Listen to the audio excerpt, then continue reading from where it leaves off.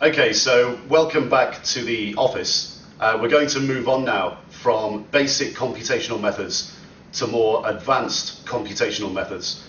And as outlined in the previous video, things can get a little bit complicated here, but try to stick with it and go through all the steps and processes necessary to learn how to do this properly, because we're going to be using this statistical method to calculate volatility throughout the video series, because we actually use this method to learn a lot more than just about volatility.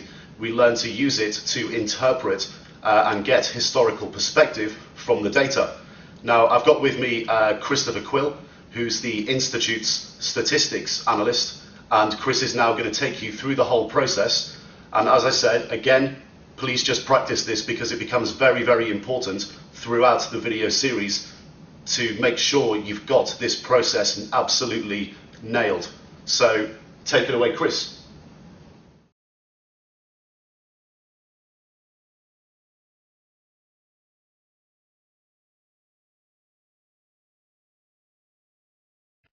In this Excel example, we're going to assess the daily volatility of two currency pairs, the Aussie dollar US dollar and the Euro US dollar. We're going to analyze what's called a distribution of returns, and the outcome will be that we're able to get a really good understanding of how these assets behave and the opportunities and risks associated with trading them. So what you'll need to do is have a new Excel sheet open like I have here and save it as something sensible like FX returns distributions, and remember to keep saving as you go along to prevent any loss of work.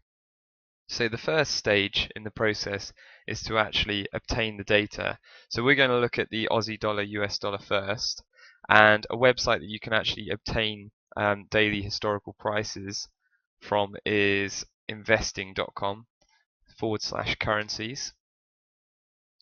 And then this has basically historical data on almost any currency pair you want. But we're going to look at the Aussie dollar US dollar, which is here.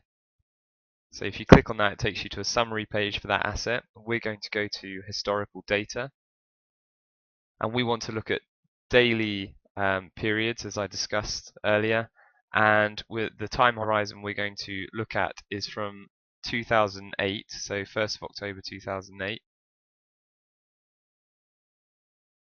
until March 2015.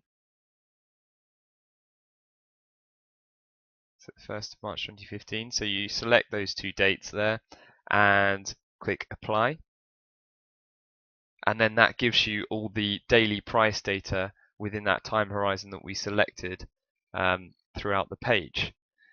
Now there's no quick and easy way to extract this data into Excel, or not in terms of downloading it straight to Excel. So we have to use a rather crude method, and that is just scrolling to the bottom of the web page, so where the data sort of begins from 2008, and manually kind of clicking and dragging over it to select it, and then select all the data up until the top, and including the column titles. So the quick way to do that is, as I've done there, select a few at the bottom and then scroll to the top of the web page and then hold shift and left click before date, and that will select everything up until then. Then what you need to do is copy that data, so press Control C, copy that data and paste it into Excel with Control V into cell A1, and you'll see that all the prices are imported as they were with separate columns on the web page. The next thing we can do just to tidy up a bit is just change the column width so that we could see the date properly and the percentage change. So to do that, all you do in Excel is go to the intervals between the column sort of headings and click and drag the column width. To understand volatility in asset prices, we need to analyze their returns. So the next step is actually to calculate some daily returns using the data that we've got. So we're going to calculate daily returns in two ways. One is the open to open percentage. So in column G, I'm going to head that open to open percent and adjust the column width appropriately. And then in column H, we're going to look at high to low returns as well. High to low percentage returns. So what we're going to do here is essentially just calculate the return from one day to the next using the opening prices, and high to low calculate the returns of sort of investing at the low and closing at the high of each day. So to do that, for the open to open returns in cell G2, we do our first returns calculation, and we say equals to open brackets open of today minus the open of yesterday divided by the open of yesterday, and that will give us a percentage return there. So you can see in Excel that it uses cell references, so that would be today, or the first day that you're looking at, C2 minus C3, which is the day before, divided by C3, which is the day before, which gives you a percentage return from February the 27th in this case to March the 1st. And to quickly and easily sort of copy that down for all the cells in the column, we just double click this sort of black box once it's highlighted in this cell. Double click this black box in the bottom right, and that will copy it down as far as the rest of the data goes. And if we scroll down to the bottom of the sheet, you can see it goes to the end of the data. The only error that we have here is in the final cell, which is a div0 error. And the reason why there's an error there is because it's trying to reference data from the day before that we don't actually have. So it's trying to go before October 1st, and we don't have data for that. So we can just select that cell and press delete to get rid of that. Next, we move on to high to low returns, calculated in a very similar way. This time we use the high and the low of the same day. So we're taking the high minus the low as a percentage of the low, so divided by the low, and that gives us a percentage return if we were to invest at the low and close at the high each day. And the open is investing at the previous open, closing at sort of the current open, and looking at that historically. So now we've got our returns for high to low and open to open, so two sets of daily returns. If we select those two columns, so click and drag over G and H to select them both, and then right click within the selection and go to format cells, we can format them as a percentage to 2 decimal places, or we use 3 decimal places there, and that just makes the returns values a bit easier to understand and a bit tidier as well. With each set of returns data, we're going to create a frequency table and a histogram plot. So these are essentially going to show us the frequency of returns landing in different ranges. For example, the number of open to open daily returns that land between -1% and 0% in the data set that we're analyzing. So first of all, we're going to define some ranges using intervals. And obviously different assets have different volatilities, and so the ranges created do require some discretion. However, a good place to start is looking at returns in roughly 20 ranges between, say, -3% and +3%. To define those ranges, the intervals that we start at are at -3%, and we increase incrementally by 0.3% up to +3%. So we're going to do that now in column J. So I'm going to head the column intervals, and then underneath that start at -0.03, which is -3%, and then in the next cell down will be -0.27 for -2.7%, and then if we click and drag over those two cells that we've just entered there, and then drag the black box down, so copy this down, we can copy this down however many cells it requires to go up to 0.03 there, so that's +3%, and it's going to use the same interval as was used in the first two that we dragged down, so that's 0.3% for each one. So those are our intervals that are going to define the ranges that we analyze our data with. So now we can create a frequency table to show the number of returns that lie within these ranges. The easiest way to do this is using the data analysis tool within the data tab. So if we click on the data tab up here, and then go to data analysis here, we'll be able to move on to the next stage and create this frequency table. However, some of you may not have data analysis already installed as an add-in within Excel. So what you'd need to do is go to File and then Options, Add-ins, and then press Go, and you'll need to make sure that the Analysis Toolpack add-ins are checked, and then press OK, and you should see this data analysis function here just pop up. So let's continue by using that. So if we click on data analysis, we're going to select the histogram analysis tool, click OK.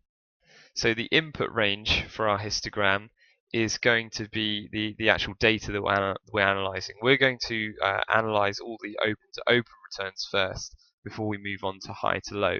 So we need to select the input range, which is all the open to open returns in our data set. So that's from cell G2 down to the end of the sheet. So the quick way to go to the end of the sheet from here, after you've selected G2, is holding Control Shift and then pressing the down arrow on the keyboard, and that will automatically select all the cells down to the point where there's a gap.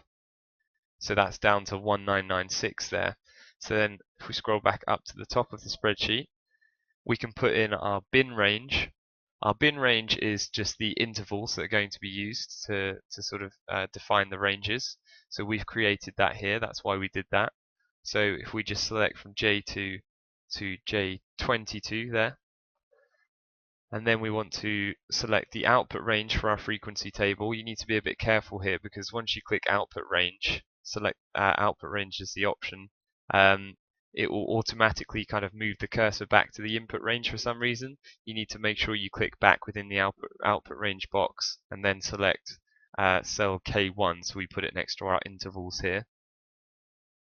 And then we just click OK, and that gives us our frequency table data. So you'll see that the bin values are the same as the intervals, so that's why we define them there, and they're going to sort of define our ranges, and we'll go on to naming those properly in a few moments. And then we've also got a frequency count next to all of these intervals.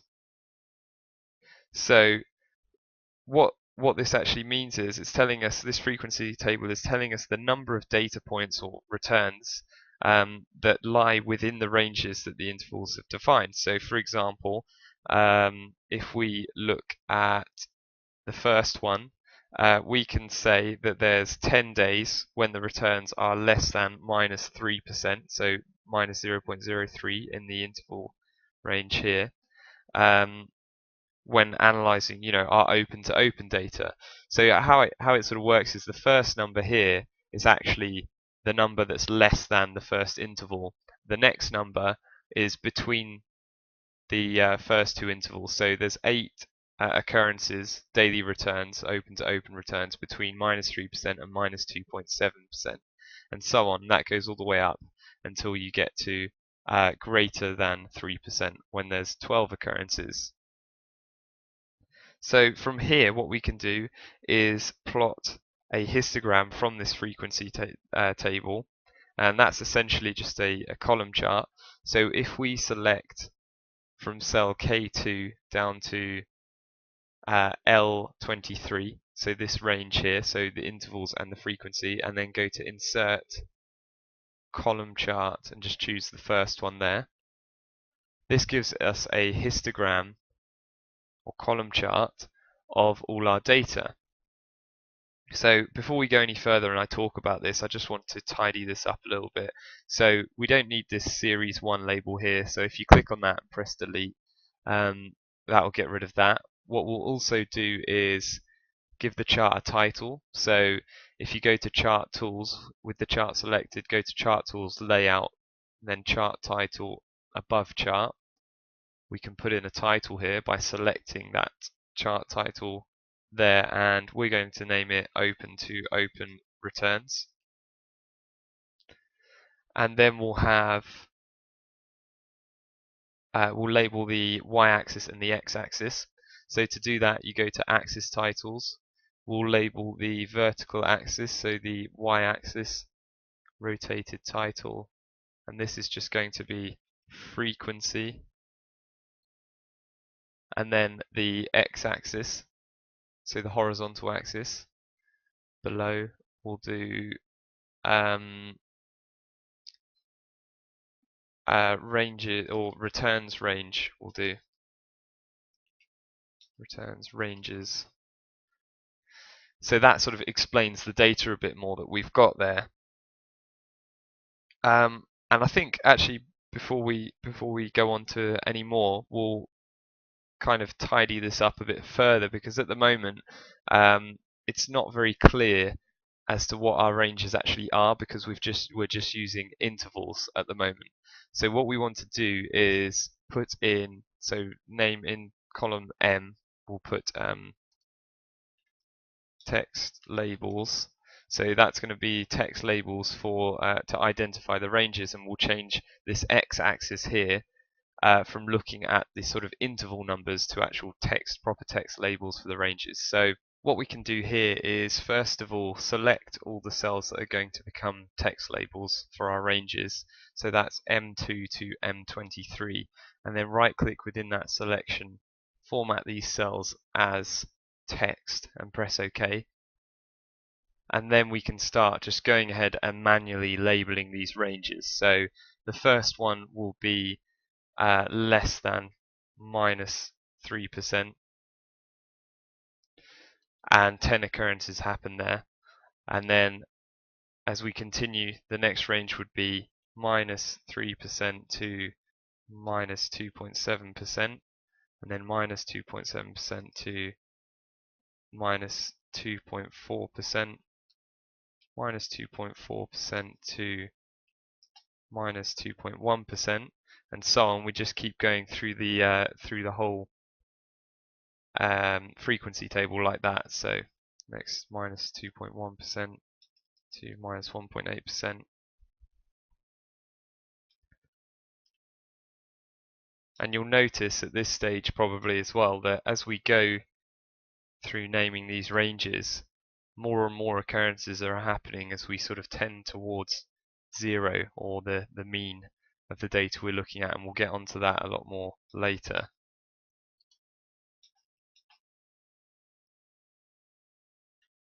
It's a little bit of a tedious process, this, but it's necessary just to make things clear on the histogram so we know exactly what we're looking at.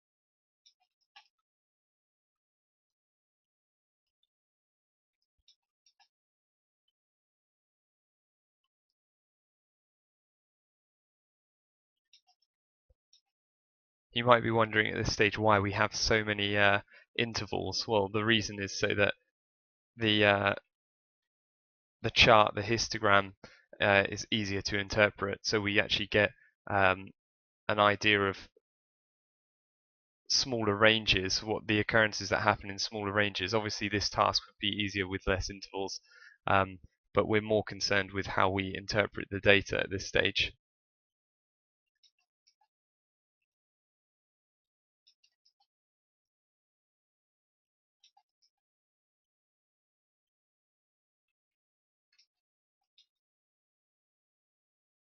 So almost done here.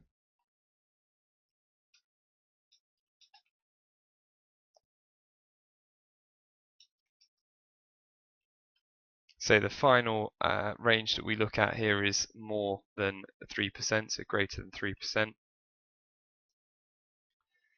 And that's all our text labels done for our ranges that we're looking at. So let's just adjust the column width there so it looks a bit neater, and the purpose of that was to put it into the graph. So if you right click on the graph and then go to select data, then we edit the horizontal axis labels.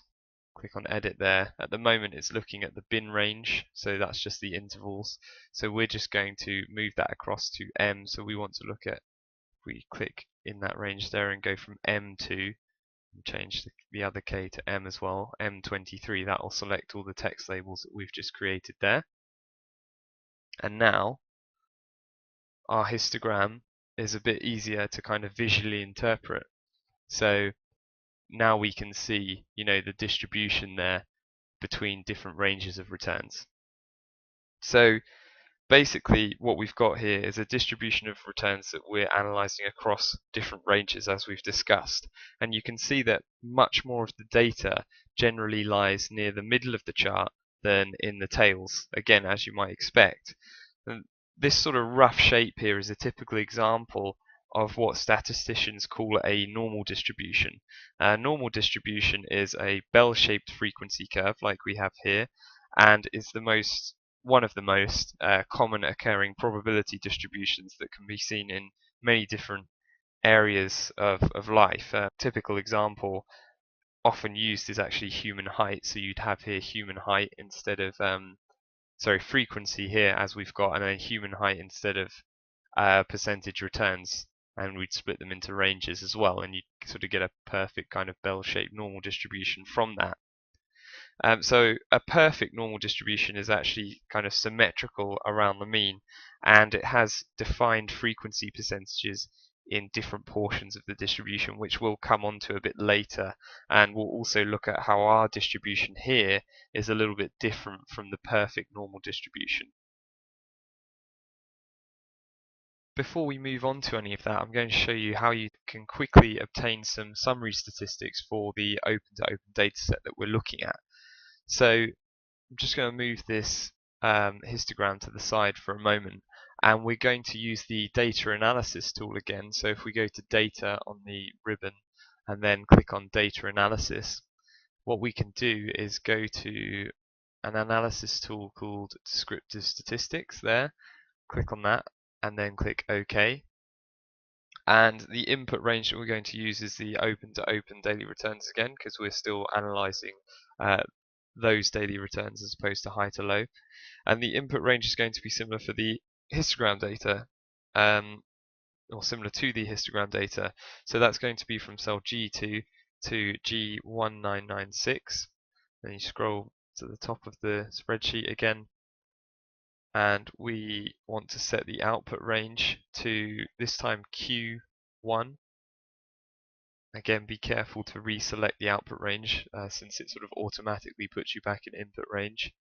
And then just check the box that says summary statistics, and then that will give us, when we press OK, a bunch of summary statistics for our open to open data set.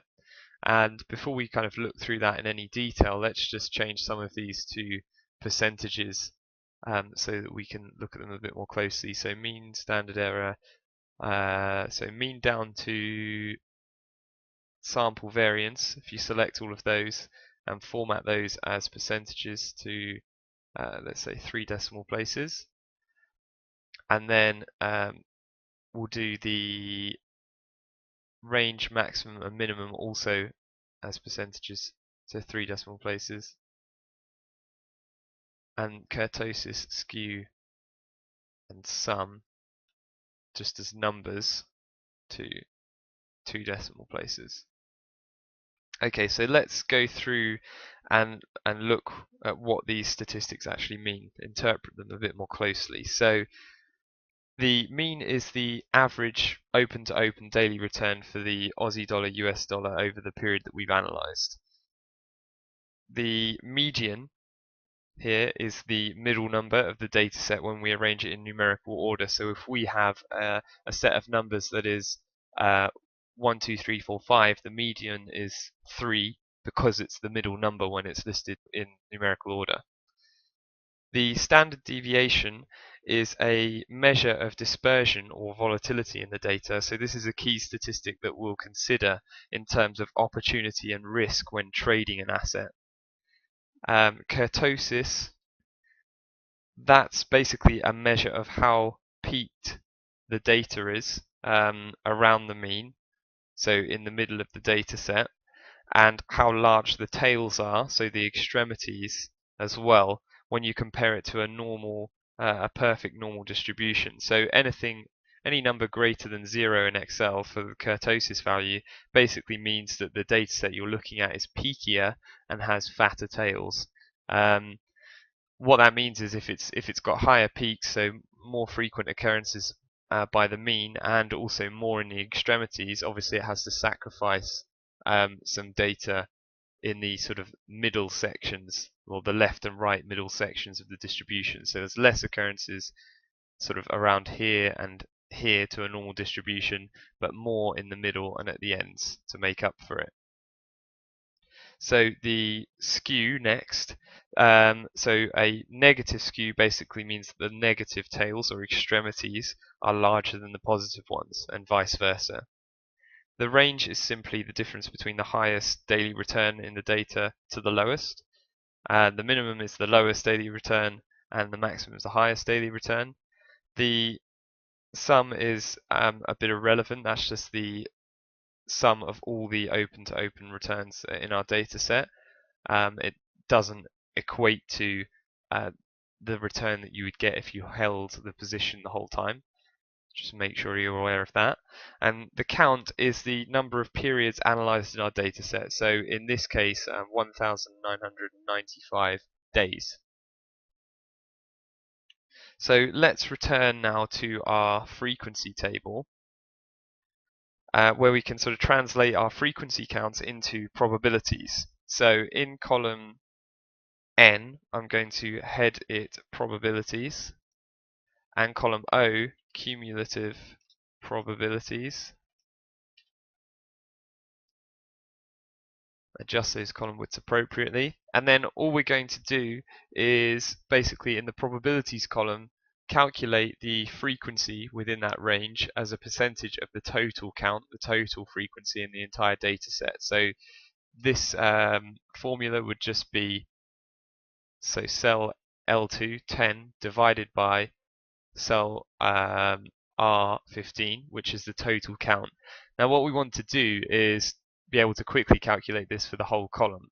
So in order to do that, if we fix the reference to the total count, but not the sort of frequency count for each range, when we copy it down, the reference here doesn't move for the total count, but these do. So we'll get percentages for all of them quite quickly. Now, in order to fix the reference, you can press F4 while sort of with the cursor in the R15 bit of the equation, the formula, and that adds a $sign before the R and before the 15, and that basically means it fixes the column R and the row 15, so that cell.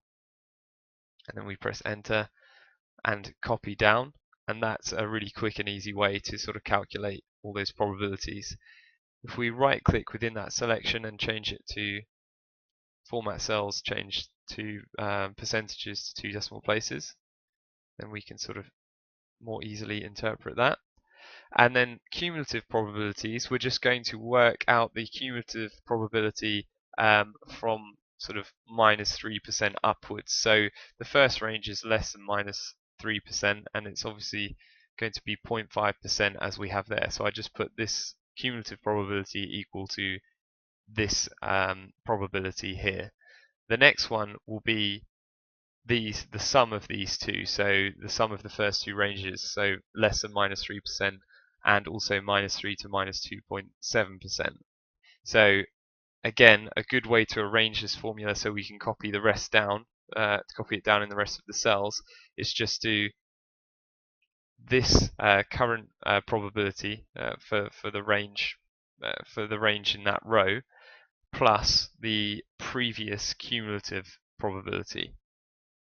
By doing that, you can then copy down, and what you do is you end up with a cumulative probability assessment, which obviously ends up in analyzing 100% of the data.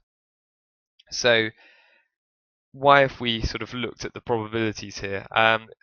It makes it a lot easier to kind of interpret what we're doing, to actually come up with some valuable information rather than just looking at frequency numbers where it doesn't really mean anything unless you know the total count. and I suppose you can get an idea of what they're like compared to each other, but probabilities is something that everyone understands. It makes it easier to kind of analyze.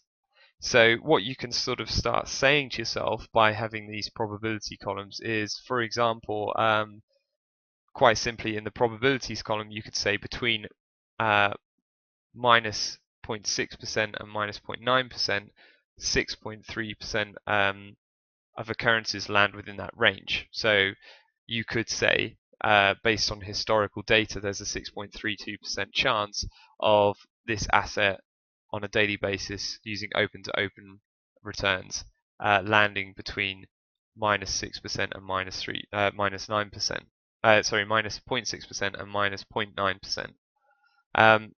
As for the cumulative probabilities, what you could do is, for example, if you're interested in how often the asset loses more than, say, minus 1.5%, you could just take the cumulative number for less than minus 0.5%, which would be here. This is 3.81% of the times this asset loses 1.5% or more.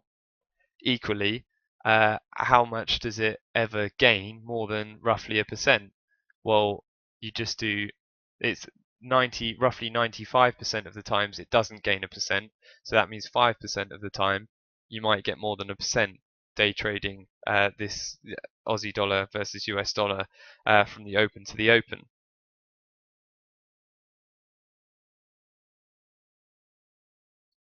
Now we're going to do a bit more in-depth analysis of our data, and we're going to find out information such as the average positive and average negative returns, and the number of days the assets of the Aussie dollar US dollar is up or down.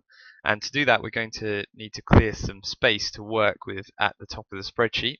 So I want to create about 10 blank rows at the top. So to do that, I'm going to select from row 1 to 10 on the left hand side here, click and drag to select all of that, and then right click within the selection and press insert. And then you'll see that you've got 10 new rows there inserted, and all our previous data has moved down. So what we're essentially going to do here is continue dealing with our open-to-open returns data, daily data, and like I said before, we're going to work out information such as the average positive and average negative returns and things like that. And what we're going to do is create a formula that is like an average formula that's variable dependent on how we filter our raw data here. So before we move on to that, I just want to show you how we actually filter stuff here. So this raw data here is now from cell A11 across to column H and all the way down. And what you want to do to add a filter to this data is just click any one of the column titles, and then within the ribbon at the top, make sure data is selected and go to filter. Just select that and it will give you some drop down arrows and all the column titles. And when you click on one of those, there'll be various options to sort or filter the data. And like I said, we're going to be using the open to open data still. So one of the things that we're going to be doing is filtering for positive open to open data. So in that scenario, we go to number filters, greater than, and then in this box here put is greater than 0. And that will then filter all of our open to open daily returns for only positive values. And what you may have noticed is that some of the data that we calculated previously, our frequency table, our descriptive statistics, and our graph or chart, sorry, has sort of been squeezed together a bit there, and it looks a bit strange. So the reason why it's done that is because we've added this filter here, and we've filtered out all the negative or flat rows in our data set. So don't worry, all you do when you clear the filter here, click on the drop down arrow and then select clear filter from open to open, it restores all the rows and you'll see that you've still got all the data that we worked with previously. So just to make sure there's some clarity here when we continue working out some new statistics, I'm just going to put in another open to open heading here. So from cell I1 to I4, I've selected all those cells. I'm going to go to Home tab on the ribbon and then select merge and center, wrap text, and then the sort of center text alignment there. And then within this cell, which is now a sort of much larger merge cell, type open to open data, just so we continue knowing what we're working with. Now, as I said, what I'm going to do is sort of calculate an average, use an average formula that changes dependent on our filtered data. And we're going to do the same for a count as well. So the number of occurrences that are positive or negative in our data set. So to do that in cell J1, let's start with the averages. So we'll have average returns and adjust the column width appropriately. And within that, we're going to calculate the average return based on the raw data here, whether it's filtered or not. So the formula for that is equals subtotal, open brackets 1 for the average, that's the function number for average, comma, and then reference all our data. So that's now from cell G12 down to the bottom. So remember, the quick way to get down to the bottom of that data set is Control Shift and down, the down arrow key. And then close the brackets, press enter, and you'll see that we've got an average returns figure there. If I just format that cell to show itself as a percentage 3 decimal places, you'll see that that's exactly the same as our average value, our mean value in our descriptor statistics, which we calculated earlier, which is as you'd expect, because at the moment all our raw data here is unfiltered. Now when we filter it, this cell will change, and the descriptor statistics here, they'll stay the same because they're calculated, they're sort of hard coded in from all the raw data that we analyzed before. So bearing that in mind, let's now name another couple of cells. We want to calculate the average positive return. So shorthand, I'm going to use avposret, and the same here for negative returns. And then in N1 and N2, next to those cells, we're going to actually put in the calculations. So let's proceed by filtering the open to open data, going to number filters greater than 0, so we only have positive data in the open to open column. You'll see that there again, we've only got positive open to open data. You'll also note that our average returns formula has now spat out 0.576%, and that is our average positive return. And what we can do is, if we select that cell K1 and then press Ctrl C, copy it in some way, and then we can paste it into N1 for average positive return. So we right click within that cell, and then we want to paste it as a value, as values, which is this clipboard sign here with the 1, 2, 3 on it. And that means that that's basically now hard coded into that cell, and it won't be variable dependent on how we use the filter. So next we're going to change the filter for negative returns. So we go to less than this time, 0. And the same way we copy that cell into N1, N2 this time for average negative returns as values, and that's our average negative return value. So if I just select those two and format them as a percentage again to 2 decimal places, there's 2 things to note quickly here before we move on. One is that they're both very close in absolute terms.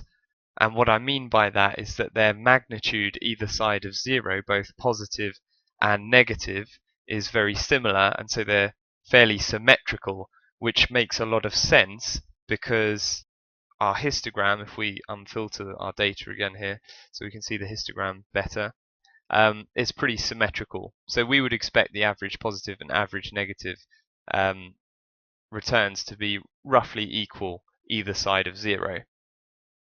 And the other thing to note is that they're both very small return values, only 0.5% in a day for an average positive or an average negative, basically. So let's move on now. We're going to look at the count, which is basically the number of occurrences that occur on positive days and negative days. So we're going to count all the days that are positive and negative, and 0. So to do that, we're going to use a slightly different formula, but roughly the same. So in cell J2, I'm going to type count, and K2 will be roughly the same formula as before, subtotal, open brackets, this time 2, not 1, because 2 is the function number for count, comma, and then the same references as before, so all are open to open data. And you'll see that the count is 1,995 days. That's fine, that's in line with our descriptive statistics as we would expect, because the data is unfiltered at the moment. So moving on to sort of column P here, so P1 we're going to put pos count and neg count, so positive count and negative count, and then Q1 and 2 will actually paste the values into those cells. So let's change the open to open returns, filter them for greater than 0, so we'll do the positive count first. And you'll see that our filter dependent count cell here has now changed to 988 days. So we can copy that and paste it as a value as we did before into the positive count cell. And we'll do the same for negative count as well. And that's 986 days. Paste as a value. Let's clear the filter on the open to open returns. And the other thing that we should just calculate for thoroughness is the 0 count. So the 0 count is just going to be the total count minus the positive count minus the negative count, which is 21. So that's all the days left over. So all the days of 0 returns. To make this a little bit more understandable, we're going to put it in percentages as a percent of the total count. So we want to know the percentage of days that are positive and the percentage of days that are negative in our data set and the percentage days that are 0. So to do that, in cell R1, we're going to just type equals the positive count divided by the total count. And if we fix the total count cell reference, so if I press F4 around the R25 cell reference, it will add the dollar sign which fixes the dollar signs which fix the row and the column, so that that reference doesn't move when we copy this formula down, but this cell reference will move down, and that will calculate all our percentage returns slightly more easily. Let's format that as a percentage. So we can see there that 49.52% of days in our historical data set are positive. So the Aussie dollar is getting stronger versus the US dollar, so the price is going up. And the opposite for negatives, that's 49.42%. So slightly less, but very, very much similar, very symmetrical kind of data in that sense. And then the 0 count is roughly 1.05%. From that, what we can do is calculate some probability adjusted average positive and negative returns. What that basically means is we could adjust our positive and negative returns that we calculated here based on the frequency in which positive and negative returns actually occur within the whole data set. And the numbers that we're left over with are basically numbers that tell us, for example, with the probability adjusted average positive return, it will tell us the average daily return that we would obtain in the period, in the whole sort of historical period that we've analysed, if we only invested on days when the asset was up or positive and we weren't participating on the other days. So let's do that now. Shorthand, I'm just going to write ADJ for adjusted average positive return, and then similar for the negative one.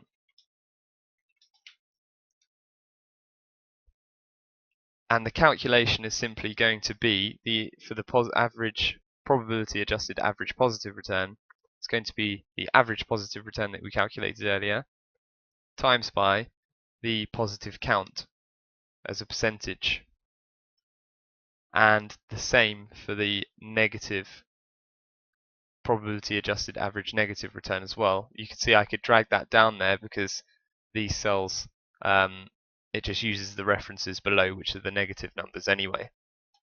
So let's format those cells to percentages with much less decimal places. So 2, for example. Close that column up a little bit. So one thing to briefly note here is that, again, these numbers are very small, and it basically highlights that your day trading opportunities here are very kind of small, even if you get it exactly right. You know, there's not that much volatility in this asset that we're looking at, in the Aussie dollar US dollar, and so day trading opportunities are minimal.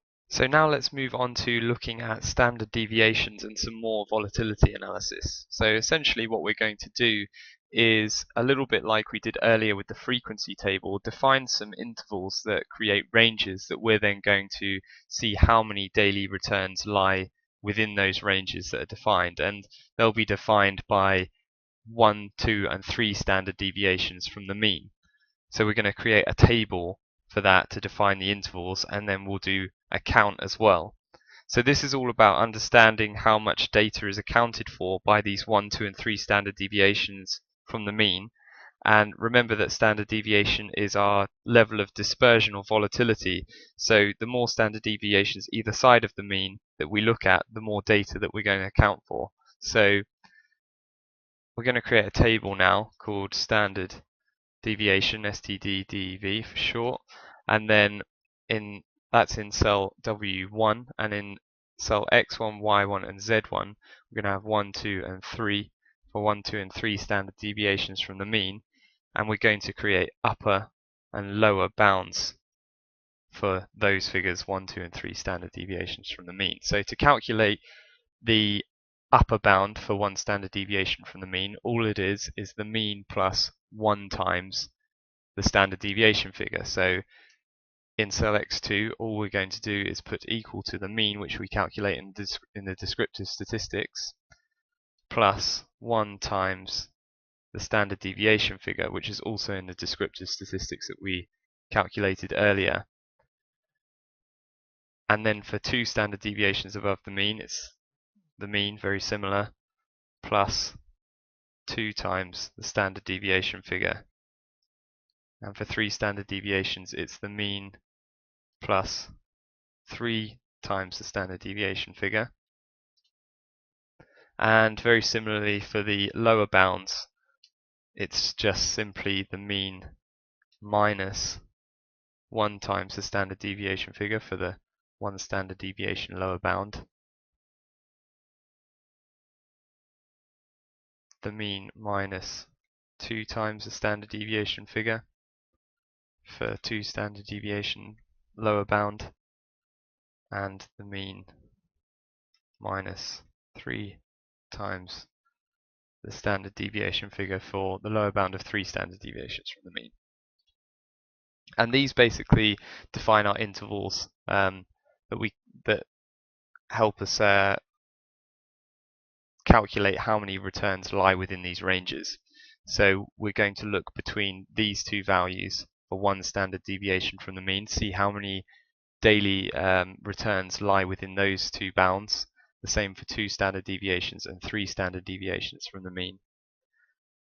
And then what we're going to do is take note and record those values in another table, another standard deviation table. So in cell AB1, I'm going to head this table standard dev 2, and then put 1, 2 and 3 standard deviations in the column going down, and what we want to do is calculate the actual number of occurrences that lie within those bounds. We want to convert that to a frequency percentage, so the actual number of occurrences within those bounds as a percentage of the total number of occurrences, or the count. And then we want to be able to compare it to a normal distribution. So we want a normal count and a normal frequency percentage. So let's go ahead and calculate the actual count numbers that lie within these ranges, 1, 2, and 3 standard deviations from the mean.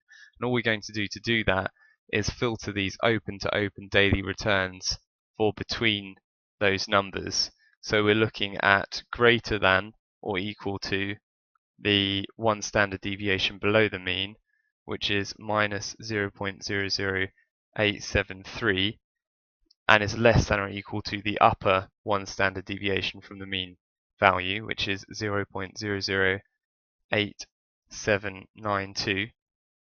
Once we filter all our open to open daily returns for that, our count box that we made earlier, our count formula, will adjust and tell us how many occurrences are within that range. We can just copy that figure and dump it in the new table, paste it as a value within the appropriate cell. So the actual count within 1 standard deviation from the mean.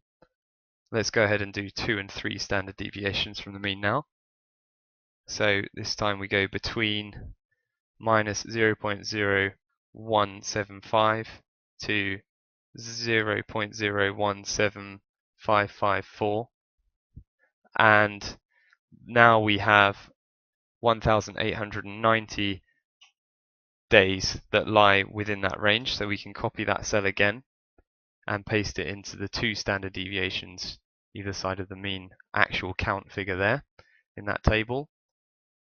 And finally the same with 3 standard deviations from the mean. So we're looking at minus 0.02626 to 0.026316, and the count that we have, the number of occurrences of days with the returns that lie between those values, is 1962 in that case. So paste that as a value, and that's all our actual counts that lie within those standard deviation bounds. We can quite easily convert that to a percentage frequency figure, as we did before, by comparing it to the total number of occurrences in our data set. So for 1 standard deviation either side of the mean, it will be this actual count figure here divided by the total count.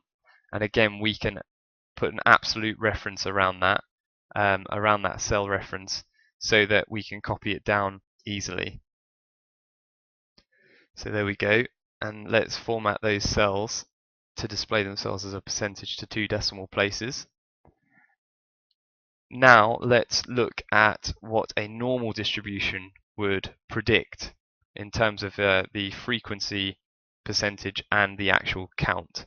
So what we know from a normal distribution is that a perfect normal distribution accounts for, with 1 standard deviation from the mean, accounts for 68.2% of the data in the data set, and 2 standard deviations from the mean is 95.4% of the data points in the data set, and 3 standard deviations from the mean is 99.8% of the data points.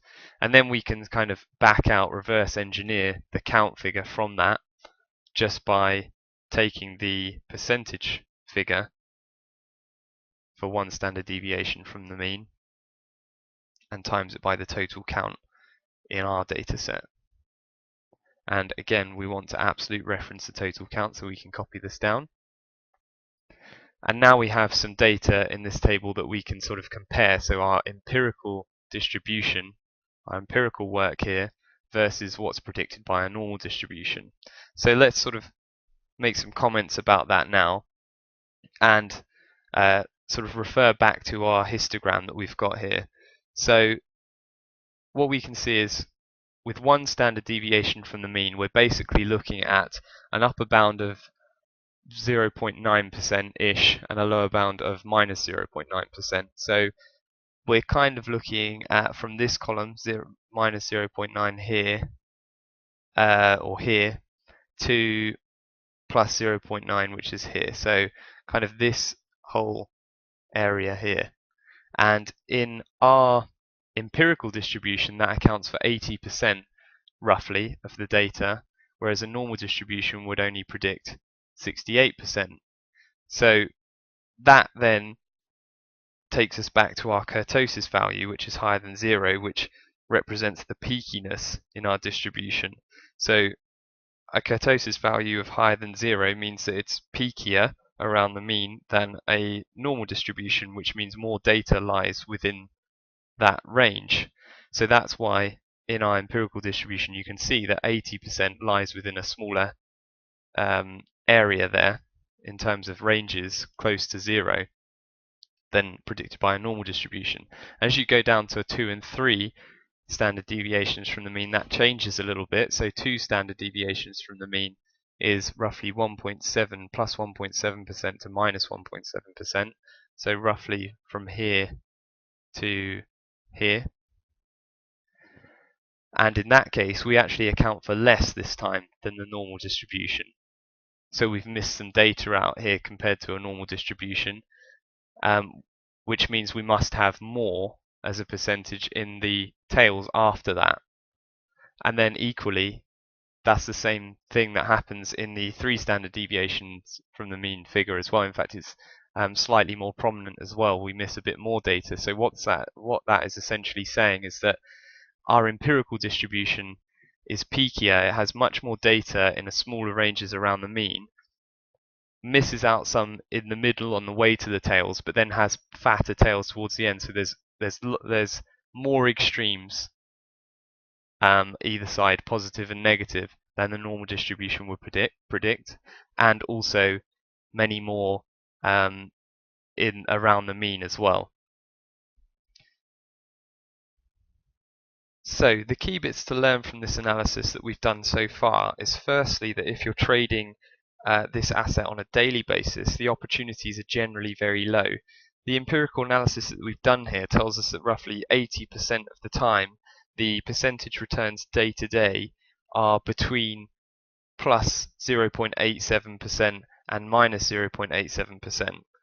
And if we take a look at our frequency table that we did earlier, we can look at some narrower ranges than that, look at minus 0.6 to plus 0.6% returns, and we can see that if we add these probabilities here, it accounts for roughly 66% of the data. And even if we go even narrower still, we can look at minus 0.3% to plus 0.3%, and it accounts for 44% of the daily returns that we've analyzed as well. So these are all very small margins to play with, and remember that we haven't even accounted for transaction or financing costs here either. The second key takeaway from what we've done is to recognize the difference between our empirical distribution and a standard normal distribution. So when you hear about volatility calculations for any asset, we typically talk about the standard deviation of an asset.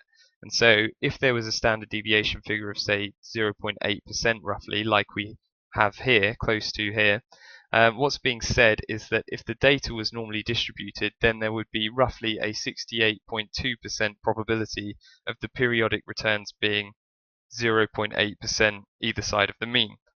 However, our empirical analysis shows that the chances are actually much higher for a suppressed level of returns, as is shown by the peaky distribution around the mean here in our histogram. And equally, there's also more tail risk in the extreme movements. So put simply, when compared to a normal distribution, more often than not, the returns are suppressed by more than the standard deviation would suggest, and the tail risk events are higher than standard deviations would suggest as well.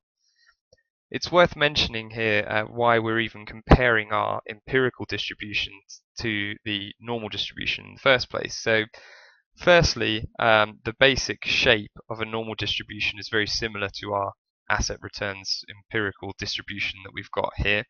So it's a bell-shaped curve, and it's roughly the same shape. Secondly, the normal distribution is very easily defined, so this is quite an important one. The only information you need to define a normal probability distribution is the mean and the standard deviation, and you can then sort of determine the whole probability curve. So that's particularly useful because it makes risk or volatility assessment with the standard deviation figure much more comparable across assets. So if you simplify asset returns to a normal distribution, you don't need to consider differences in kurtosis or skew between assets, and you can concentrate purely on this on the volatility and dispersion as dictated by standard deviation. So for those reasons, it's basically become very commonplace for both normal distributions to be assumed and standard deviations as volatility assessments to be used in the financial industry. Although standard deviations are the go-to risk measure and assuming asset returns are normally distributed is very useful, the analysis that we're doing here is to make you aware of subtle differences and increase your understanding of opportunity and risk when dealing with currency trading. Now we're going to move on to analysing the high to low returns.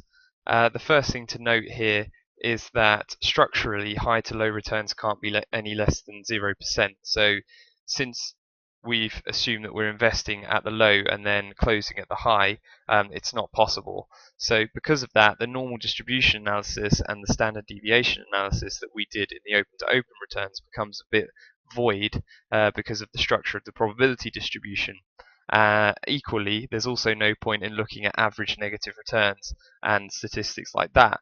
So what we're going to concentrate more on is looking at the frequency table analysis, and we're going to take a look at the histogram to understand the differences in the probability distributions, and also take a quick look at the descriptive statistics. And once that's all explained, we can move on to analysing the difference between the Aussie dollar US dollar pair and the Euro US dollar pair with a series of statistics that we've already calculated here. So the first thing to do before we continue is just get rid of this filter from the open to open returns column. And then we need to plot our frequency table. So in cell J36, I'm going to head this column intervals again. And then we're going to look at intervals above 0 because, like I said, with high to low returns, you can't have yield returns of less than 0%. So we're going to start from 0.002, which is 0.2%, and go up in 0.2% intervals up to 4% max. And from those intervals, as before, we're going to create our frequency table data. So if we go to data on the ribbon and then data analysis, and then choose histogram here and press OK, we need to make sure that our input range goes from the high to low, uses the high to low data, so that's going to be H12, starting at H12 this time, all the way down to the bottom with Control Shift down on the keyboard, down to H2007. And then we're going to look at the bin range, which is the intervals. So that's from J37 to J56. And then the output range, we're going to make K36. And then if we press OK, it will plot our frequency table there. So from that, we can plot our histogram again. So we do that with that data selected. So just with the data, not the headings. We go to Insert on the ribbon and then Column Chart. And you can see here already that our histogram, our probability distribution for high to low returns is completely different in the way that it looks. It is not normally distributed at all. That's because of the structural fact that you can't have less than 0% returns, but obviously you can still have high volatility and a large tail in the positive side. So a huge difference between the high and low intraday is possible. So that's what creates this sort of lopsided distribution. So before we go any further, let's just label the chart and the axes. So this is high to low returns. So you do that just by clicking on the chart, going to Chart Tools, Layout, Chart Title, and then the same way, but this time axis titles, we'll label the horizontal axis first. That's going to be returns ranges, as in the chart above, and then the same for the vertical axis title, we'll name that frequency. So in this high to low example, I'm not actually going to go through and create all the text labels like I did before, just in the interest of saving time. What I'm going to do instead is just select the bin range that we've got there and format the cells to show themselves as a percentage to 2 decimal places, and at least that makes it slightly clearer on the histogram what's going on. And you can always refer back to the text labels here with how it works when it refers to the bin ranges, each of the text labels. So now let's move on to calculating the descriptive statistics. So we go to Data, Data Analysis, Descriptive Statistics, and we want to use the high to low data again in the input range. So that's from cell H12 down to cell H2007. We want the output range to be this cell Q36, and then make sure the summary statistics box is checked and just press OK there. So that's our descriptive statistics. And as before, we can change the format of all of these to percentages where necessary. So the mean to the sample variance and the range minimum maximum can all be percentages, and the others can be numbers to 2 decimal places. These are percentages to 3 decimal places to keep it consistent with above.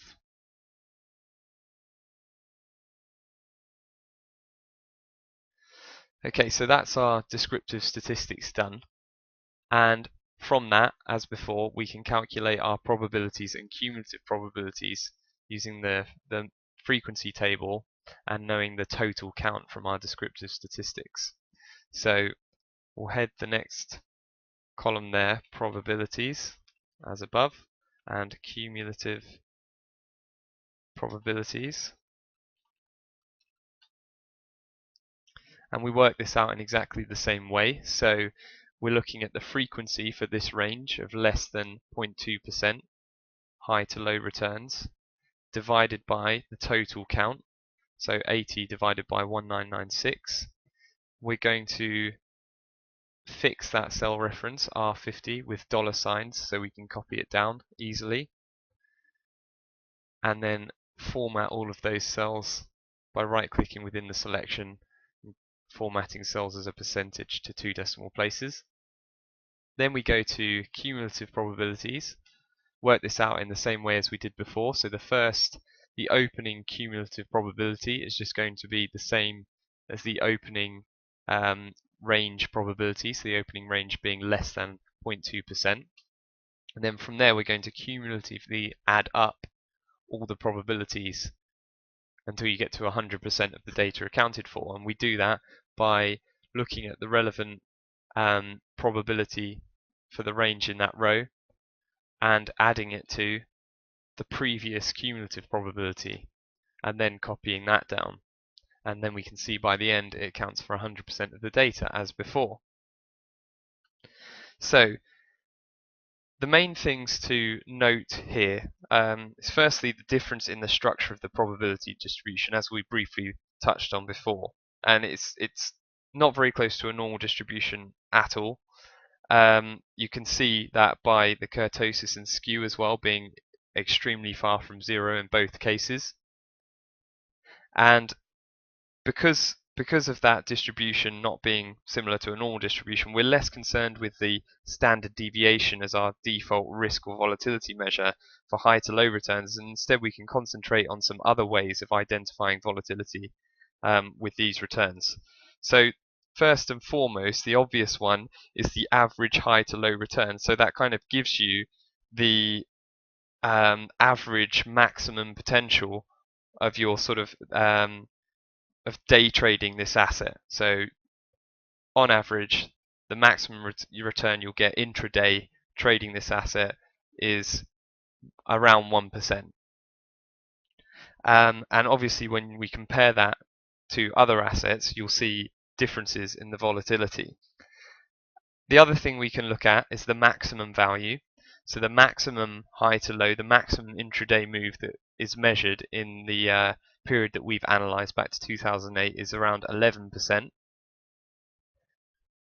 And also it's important just to bear in mind the frequency table data in general. So, we can get a good idea here of, say, the movements of more than 4% between high and low is around 1.65% of occurrences. So around 1.65% of the time, movements from high to low to high are over 4%, that basically means. And you can go through that frequency table with that logic as well, the same with the cumulative probability. So that's all sensible to do, as well as looking at the mean and the maximum high to low returns. Before I move on to a final cross-asset assessment and some closing remarks, I'm just going to make sure that this document is saved appropriately. So I'm going to go to File, Save As, save it to the desktop with a file name of AUD/USD distribution, for example. Click Save there. So that's saved now. So the whole point of the distribution of returns exercise that we've just carried out is for three major purposes. Firstly, we want to understand, get a really good, deep understanding of how an asset, or a currency in this case, behaves and the risks and opportunities that it presents. Secondly, we want to highlight the lack of day trading opportunities in currencies most of the time. So we can see that by looking at various measures, but the main ones being the average positive and average negative returns being so low. Thirdly, we want to be able to compare the risk and opportunity across currency pairs. So I'm going to show you some of that now by comparing the Aussie dollar US dollar pair to the Euro US dollar pair. So I've got a pre-made spreadsheet with the Euro US dollar data in, and its format is exactly the same as what we just went through building in the Aussie dollar US dollar pair. So for example, our average positive and average negative returns here are plus and minus 0.44%. If we go back to the Aussie dollar US dollar pair, we've got roughly plus and minus 0.58%.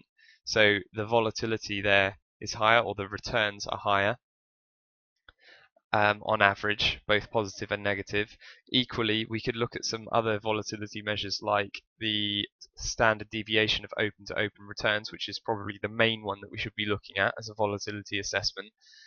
So with the Aussie dollar USD, that's 0.867%. When we compare that to the Euro USD, that's 0.629%. So again, the Euro seems to have lower volatility in a pair with the US dollar compared to the Aussie dollar with the US dollar in a US dollar pair. So what I've done is kind of summarized a bunch of this information that we've gone through in this video for both the Euro US dollar and the Aussie dollar US dollar. So here's some key statistics that I've picked out. Probably the most important one is the open to open return standard deviation, which is kind of the major volatility assessment that we use. Equally, we've got the average positive and negative returns, which basically show you the opportunities that lie within these currencies when you day trade them, or when you trade them over the period that you're analyzing. And I've thrown in there the range, the minimum, the maximum as well, because that also gives you an indication of how the asset that you're looking at behaves, and it's another kind of risk-reward measure there. And on the high to low returns, as we discussed just a few moments ago, the key ones I've picked out are the average high to low return and the maximum high low return in the period. So what we can see basically, the final outcome of this cross asset comparison with the Aussie dollar US dollar versus the Euro US dollar is basically that all our risk measures here are higher in the Aussie dollar US dollar pair than the Euro US dollar pair, which basically means that there's greater risk but also hand in hand with that, greater opportunity to profit from trading the Aussie dollar US dollar pair compared to the Euro US dollar pair. Okay, so welcome back to the computer screen. What we're going to do here is have a look at what Chris has just gone through in the context of where we've been going with the overall volatility analysis throughout the video series so far, and really put this into context so we can cement the understanding of where this is all going. So if you recall, in previous videos, we got to our definition of different currencies through both their diversity or concentration with regard to commodities prices, and also from the regime that they're exposed to. And we've now got to a point where we have this tradable set, and the tradable set is defined by 4 different definitions of currencies. And we've got our X commodity floating majors, our X commodity floating minors, our commodity floating majors, and our commodity floating minors. So the first thing to notice is obviously that every currency pair in our tradable set is a floating regime. But secondly, some are more concentrated more than others in terms of their exposure to commodities prices. And we got to this point where we drilled down almost and said, okay, if we drill down through regime, we only want to be exposed in terms of volatility to floating regimes, but also we want to understand the opportunities and risk by understanding the difference between currencies that have got very concentrated exposure to commodities, so 1 or 2 commodities prices, and currencies that have exposure to a multitude of commodities or have exposure to a much more diverse range of variables. And we started ranking these in terms of potential volatility and liquidity. And if you go to the download section, the analysis that Chris has just done with the open to open and high to low analysis with distributions, you'll be able to download all of these spreadsheets here, and you'll be able to go right across the tradable set. So you've literally got everything in the download section. What we've also got there is a distribution and ATR ranking system. We're going to be looking at ATR in video number 6. And these ranking systems basically allow you to filter the data to see currently what are the most volatile to least volatile in terms of standard deviation, and also high to low. We've also got a PDF download in the download section, which gives you a thorough breakdown of how you go through all the steps that Chris has just gone through with you. So all of these downloads here are really helpful in terms of understanding the volatility, therefore the opportunities and risk in our tradable set that we've got to. So what you really need to be doing is going into the download section, taking all these spreadsheets, the resources, and the PDF, and really starting to understand how these numbers are calculated and what they really mean. And what you're going to do by doing that by default is you're going to be understanding and appreciating where opportunities and risk actually lie in the Forex markets. So where opportunities and risk lie across currencies and also across different time periods. And by doing that as well, what you're going to do is also start to realize where opportunity and risk doesn't lie across the Forex spectrum. So which currency pairs are not volatile and don't have opportunity and have very little risk associated with them. And what you should be doing is really opening up a blank spreadsheet and practicing this method yourself. So open up a blank spreadsheet and just do this on a rinse and repeat basis and really practice it so it becomes second nature. So what we're going to do is just have a look a bit more closely and really understand and cement what's going on here. Why do we even do this in the first place?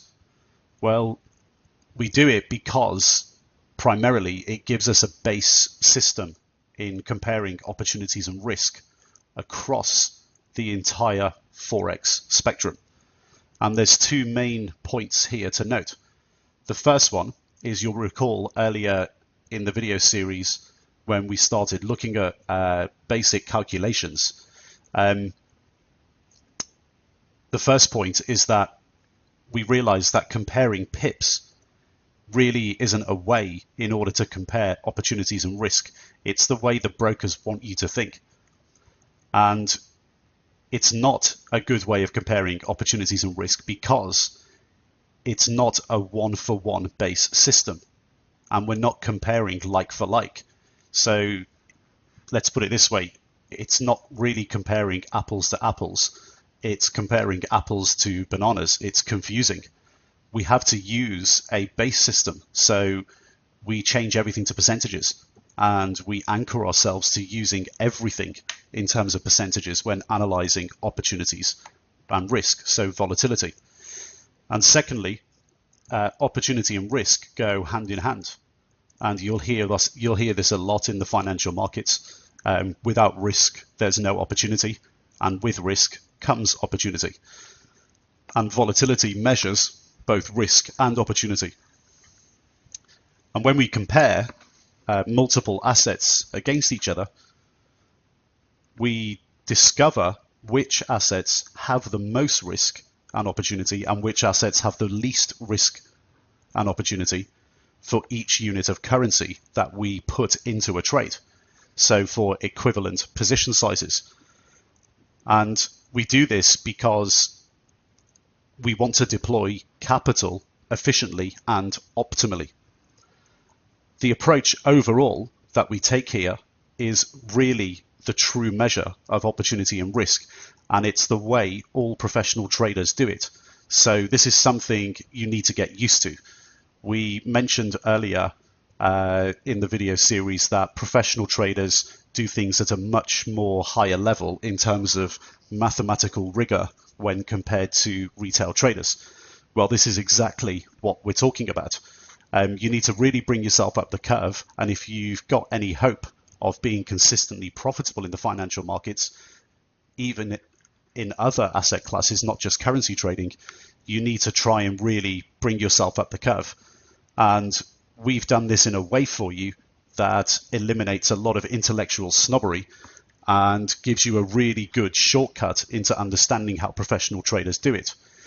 Now, also, if you've got any hopes or dreams of going into the financial markets as a profession, so going to work for an investment bank or a hedge fund or an asset manager, this is the type of stuff that you're going to have to learn.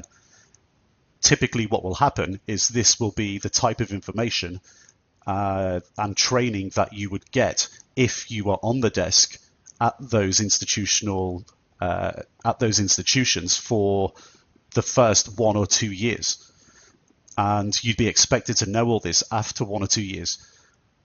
Now, the great thing about this is you can learn it before you even go in. You know, that's the type of information we give here at the Institute. So in the labor market, when you're applying to these places for internships, graduate schemes, or just jobs in general, you're going to stand out. You're going to be leading the pack in terms of knowledge. So whether you're a retail trader who just wants to learn how to make money consistently using their own money, you know, this is stuff that you just have to get up the curve on. Or if you're somebody who wants to go into the industry, if you know this before you go in, you're going to be head and shoulders above everybody else in the application process. Okay, so let's try to understand this process. If we go through the overall situation here, what we're trying to do is take the entire tradable set and discover which time frame is going to give us the optimal opportunities. And we're going to look at the whole set also to discover which currency pairs over various time frames are the most volatile and which are the least volatile. And basically what we've done is ranked each currency pair from the most volatile to the least volatile on a distribution and ATR basis in order to look for the opportunities and the risk. Now this is a snapshot taken as of when we have put the video series together.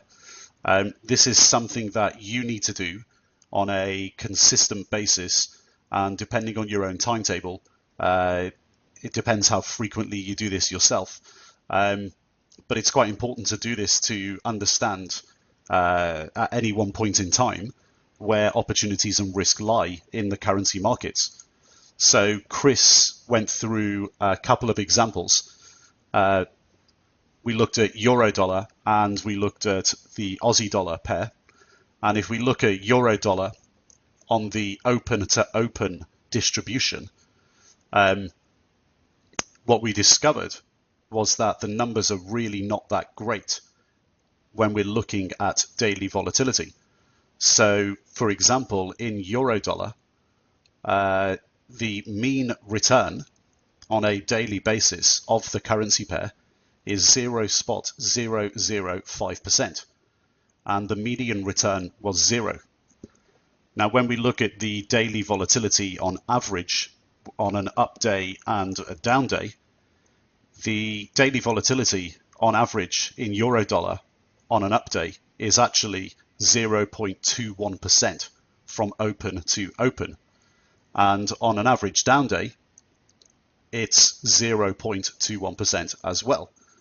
So we can see that there's a couple of things we need to consider here. Firstly, if you're going into euro dollar with the idea that you're going to day trade it, what is likely to happen from all of the historical data and information that we can get our hands on a daily basis, the most likely thing to happen is that you're going to get a return of 0. And that's if you're basically just picking out of the air which way you're going to go. And obviously that's without paying a spread, but essentially your mean or median return, you should expect that if you're day trading, regardless of what your strategy is over one day, it doesn't really matter because you cannot argue with the numbers. The numbers are the historical numbers of the actual currency pair on a daily basis. Regardless of your strategy, you should be going in expecting to make very close to 0 on a daily basis.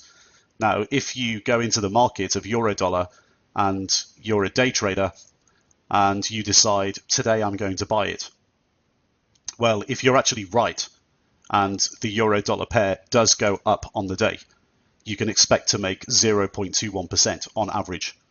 And on an average down day, 0.21%. Now, you might look at those numbers and think, well, if I leverage that 50 to 100 times, that would be a great return on a daily basis. Totally missing the point. Because first of all, you have to pick the right direction, which is basically a coin toss. And if you leverage the return that isn't there, you could actually just be wrong and lose a lot more money. So the risk is basically as much as the opportunity, regardless of how much you leverage.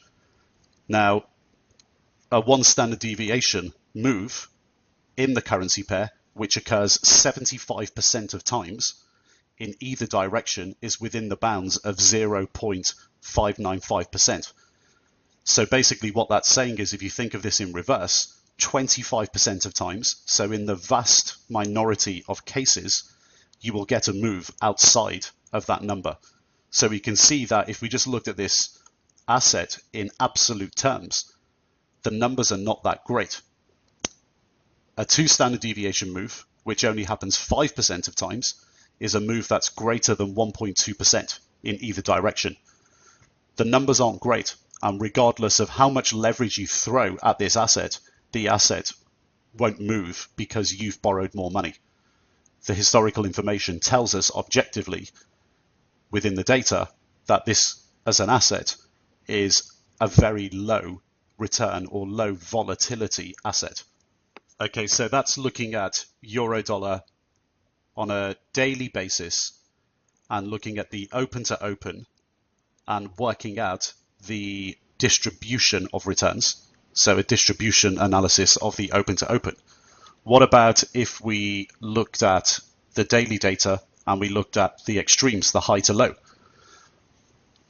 Well, if we look at the descriptive stats that Chris went through for euro dollar, the mean high to low return on euro dollar is 0.823%. And what we're looking at here is literally the perfect day. So what we're saying is that if you picked the right direction and you literally bought at the low and sold at the high, the maximum you could ever make is 0.823% historically. And the maximum high to low range out of the 4,430 days has been 4.22%. So we're looking at the maximum in the descriptive stats here. That's basically saying in the history of the data of euro dollar that we're looking at, the data set, the 4,430 days, that is the biggest move or range from high to low in the history of the data that we're looking at. So what we're looking at here is looking at the maximum volatility opportunities on a daily basis. And the average, the mean of 0.823% is basically the average of our perfect day. And again, if we compare this to the numbers here, we see a 1 standard deviation move 75% of times within the bounds of this region here. That's open to open. And we have 0.823% as our average perfect day. You can see now and get an appreciation and understanding of what we're dealing with here. We're dealing with extremely low opportunities and a backdrop of an industry that, in terms of conflict of interest, may want us to believe that the opportunities are far greater. Now, if you're on the other side of the leverage, so you're providing leverage and you're the broker, these are conditions that you like to see because the risk is low.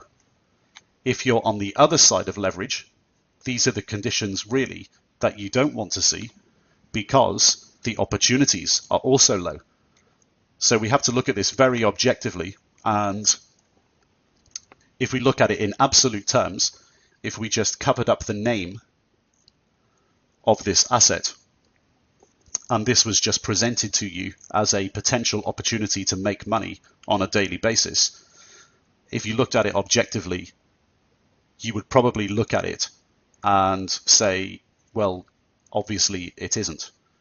When you compare this, so not looking in absolute terms, when you compare this asset, whose name we shall ignore for the moment, when you compare this asset to stock markets, for example, the opportunities or the volatility, opportunities and risk is far greater in stocks and stock markets. And we go through a lot of this analysis in the other video series, the Professional Trading Masterclass. So on an absolute basis, you may not think this is an opportunity. Even on a relative basis to other asset classes, the volatility is extremely low. So does that mean Forex trading is defunct? Does that mean we shouldn't bother? Not at all, because we can further our analysis and look within the Forex complex and discover where the opportunities and risk actually lies, where we can actually capture volatility. So if we actually compare currency pairs against each other and rank them, we can figure out what our best approach might be. So we looked at the Aussie dollar, US dollar in the same analysis. So daily volatility open to open and daily volatility high to low. And we found that the mean return in Aussie dollar, US dollar is also pretty low, with a median return of 0 or close to 0 also. The daily volatility on the average up day, so if we actually decided to buy and we got it right on a daily basis, we called the direction correct, the daily volatility was higher than euro dollar at 0.29%, and the same on an average down day. Now the one standard deviation move, so 80% of times in either direction, is within the bounds of 0.887%, which means in the vast minority of cases, again, so 20% of times we get a move in either direction that's greater. The two standard deviation move, so 5% of times, is a move greater than 1.8%.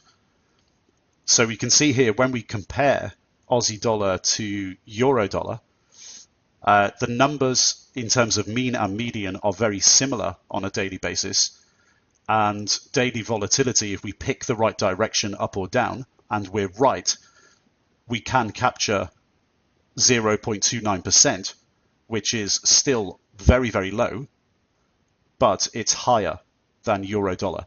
So there is some sort of comparison conclusion to draw from that. Now, if we look at the high to low, we can see that the mean high to low return, we discovered that Aussie dollar cross is actually greater in terms of high to low magnitude on average. And that comes in at 1.165% when compared to euro dollar at around 0.8%. So we can now also see that not just from an open to open analysis in terms of distribution, but also on a high to low return, that the volatility on the perfect day in Aussie dollar, the magnitude is higher. The maximum high to low range in Aussie dollar out of the 4,430 days is 10.89%, so around 11%. So there has been a situation in the past, obviously very rare, where Aussie dollar has had a high to low range of 11% in one day. So we're dealing with a slightly different beast here.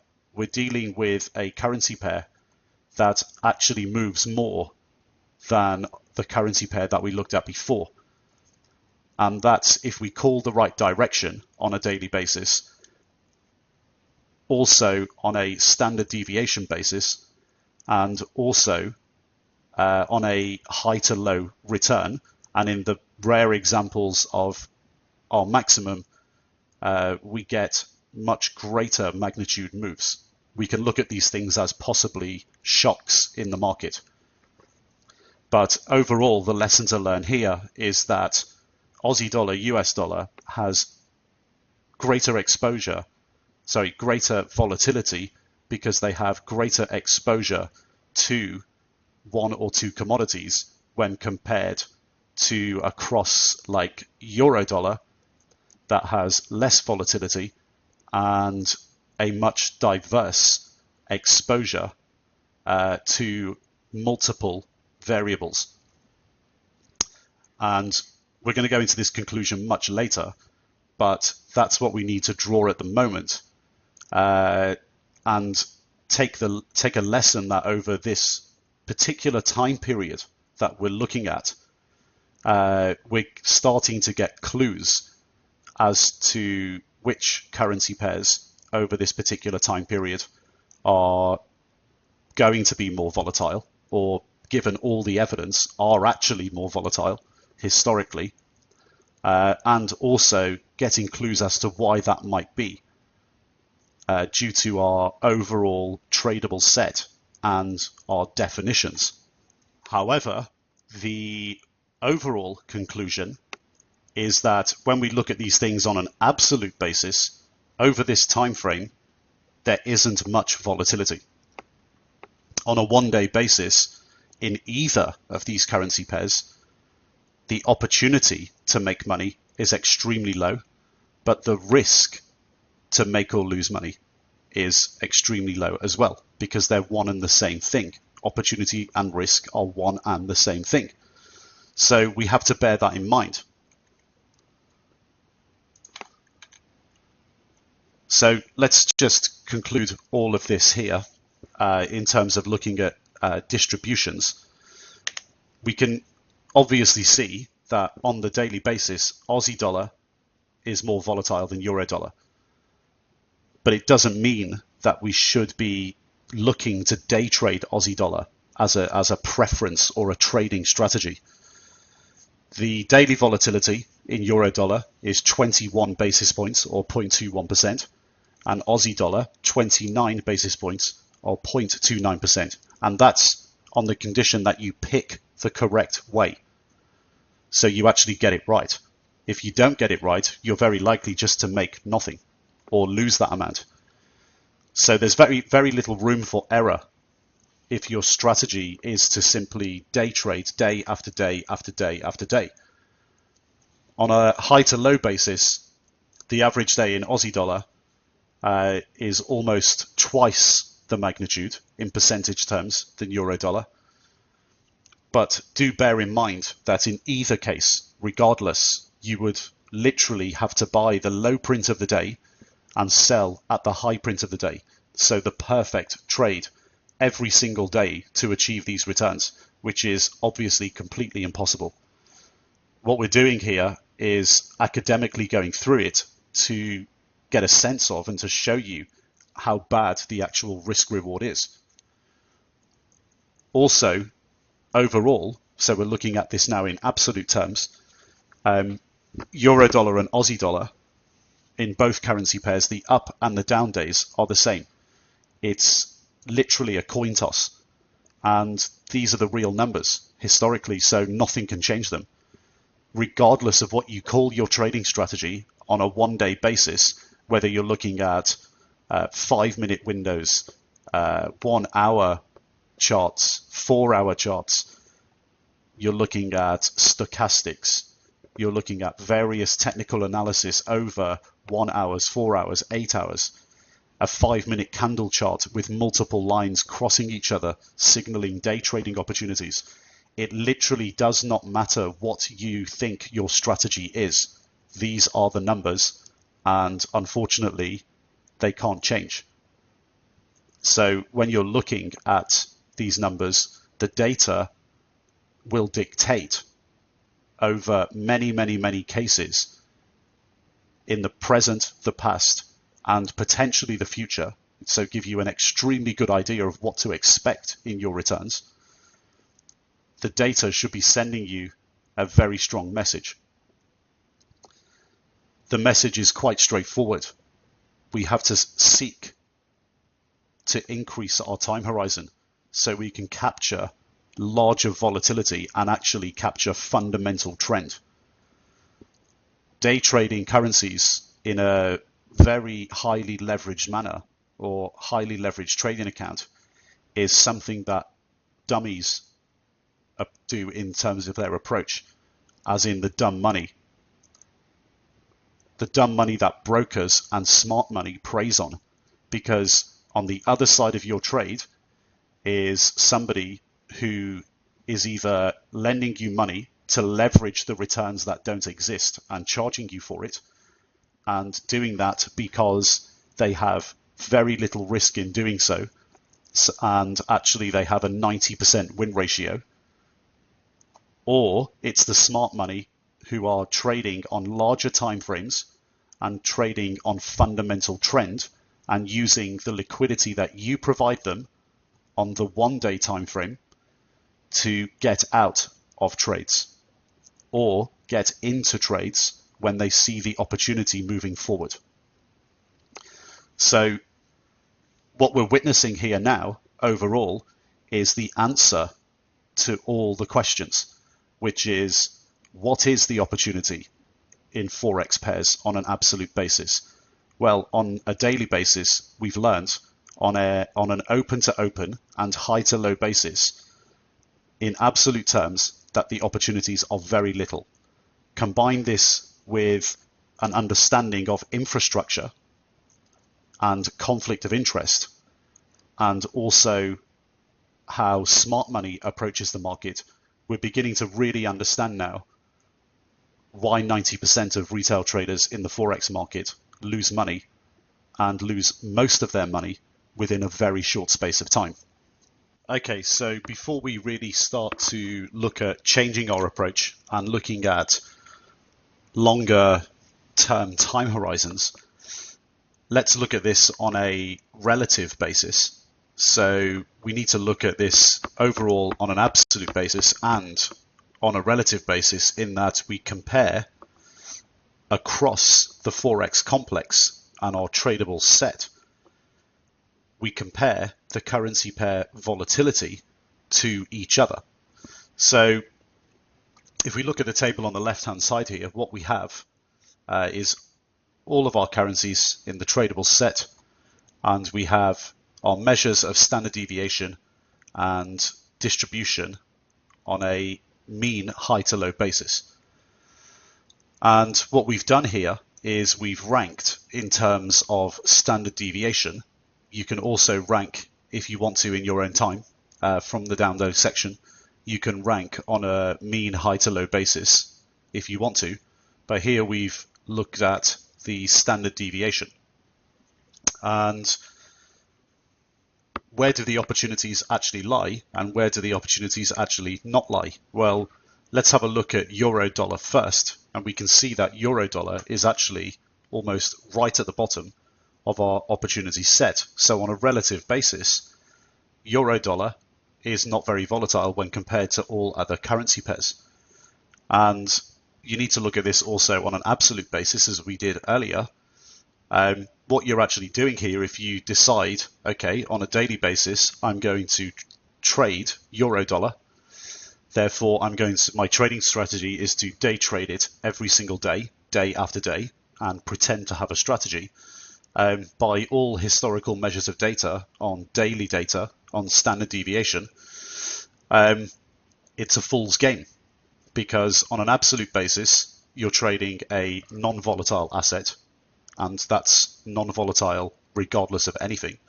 And on a relative basis, within the asset class that isn't very volatile, you're trading one of the least volatile pairs.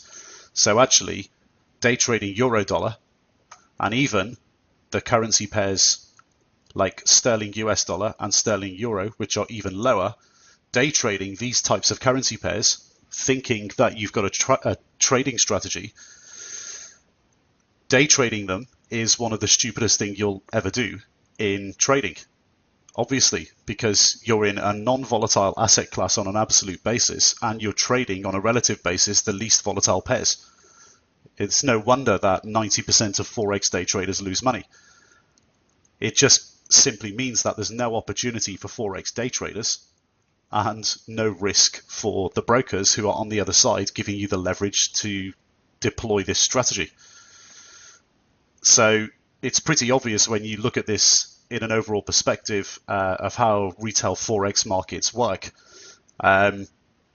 It's no real surprise that all the marketing and advertising of retail Forex brokers tries to push everybody to trade these types of currency pairs. What you actually have to do is try and do the opposite, increase your time horizon, look for fundamental trends like professional traders and hedge fund managers.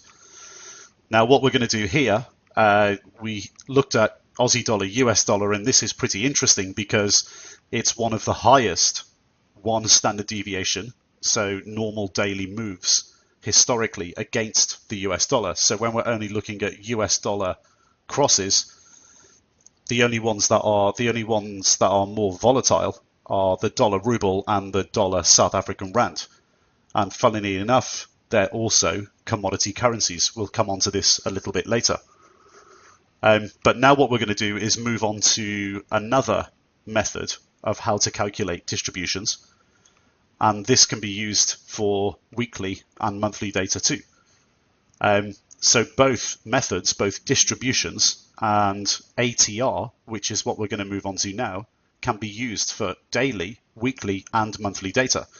So we're going to look at this other method to demonstrate weekly and monthly data, but do bear in mind that in your own time you can actually go through this exercise again, the distributions exercise for weekly and monthly data.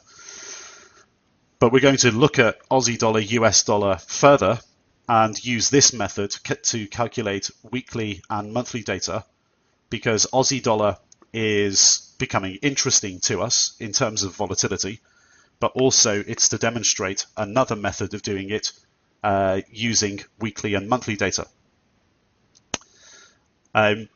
This next method, the ATR, is a lot simpler way of doing things, and we can actually compare the ATR results with the distributions results. And what we're going to find is that they're quite similar. So one of the things you can take away from this is that the professional approach of calculating volatility using statistical and distribution analysis, you'll find that there's quite a lot of intellectual snobbery in the financial markets. We're about to demonstrate to you that if you calculate things quite simply, you can get to very similar answers and conclusions. So that's one thing to take away. But Aussie dollar, US dollar on an absolute basis with euro dollar, day trading clearly is not a great strategy across the Forex complex. It's pretty obvious when we look at that in absolute terms what we need to do. In absolute terms, we need to actually just increase our time horizon, begin to look at weekly and monthly data to see if we can capture volatility further. But also on a relative basis, our daily data has given us a clue as to what to expect from our bigger timeframes in terms of the volatility of currency pairs compared to each other. So Aussie dollar, US dollar against euro, US dollar is clearly more volatile on a daily basis. That's giving us a clue as to what is most likely to be the case in weekly and monthly data. So let's go back over to the trading desk for a recap, and then we shall move on to video number 6. Okay, so welcome back to the desk.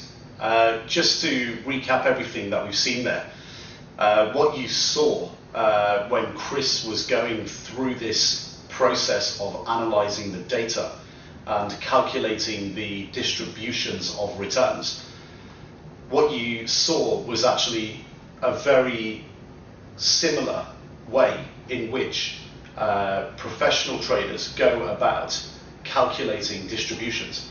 In fact, it's almost exactly the same.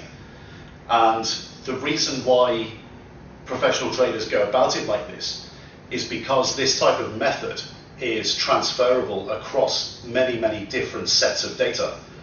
Now, in the bigger picture, what we've learned as we've been going through the foundation is that we obviously need this base measure of volatility. And we need this base measure of volatility because we need to ascertain through calculations where we need to be concentrating our efforts and optimally deploying our capital, both on an absolute basis and on a relative basis. So professional traders do this right across all asset classes. So in stock markets, in currency markets, in commodity markets, in bond markets, and within each market comparing the individual assets against each other. So for example, in stock markets, there's 42,000 stocks in the world. And we might want to know about stocks in the United States versus stocks in Europe. We might want to know about how oil stocks compare to auto stocks. And in the currency markets, we do this in a slightly more plain vanilla way. We look at currency pairs against each other within our tradable universe. And so we do this on an absolute basis for currencies, against all asset classes, and we do it for currencies against each other. And what we've discovered as we've gone through the foundation is that after requiring having a base metric to measure all volatility, both in absolute and relative terms, when we do it specifically in the currency markets, on an absolute basis, on a daily basis, the returns are not actually that great. And it tells us as professional traders that what we need to be doing is taking a different approach.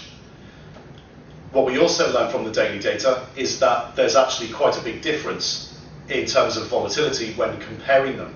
So we looked at the examples euro dollar and Aussie dollar in particular, and we saw that on a daily basis, even though taking the day trading approach is in an absolute sense not the right way to go, as evidenced by the data, we found that Aussie dollar is a lot more volatile than euro dollar, which obviously, when we change our approach, gives us some clues as to what's going to happen when we start looking at bigger timeframes, weekly and monthly data.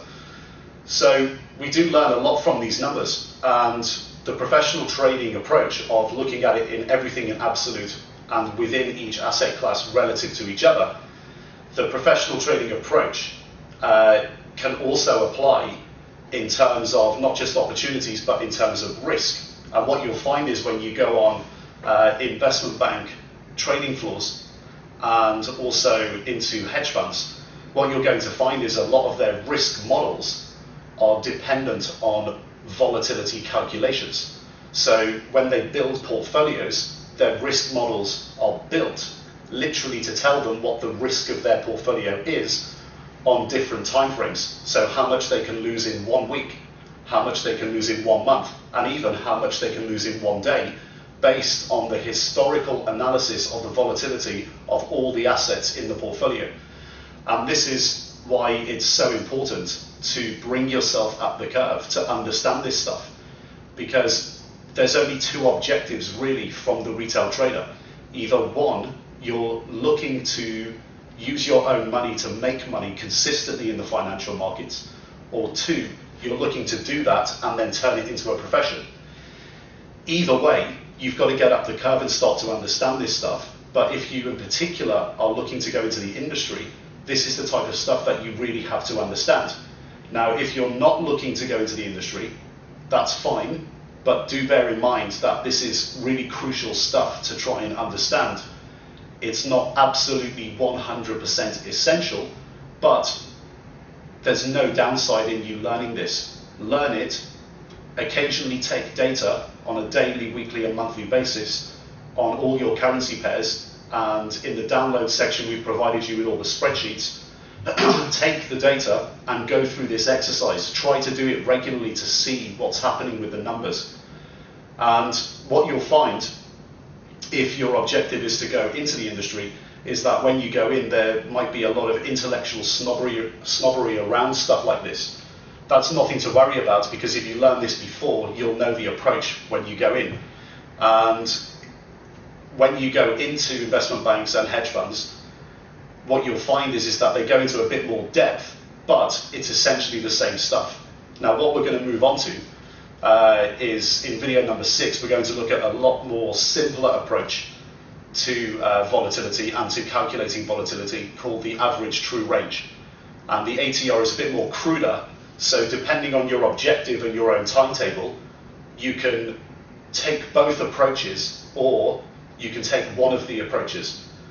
And if you take both approaches, it becomes a good head check.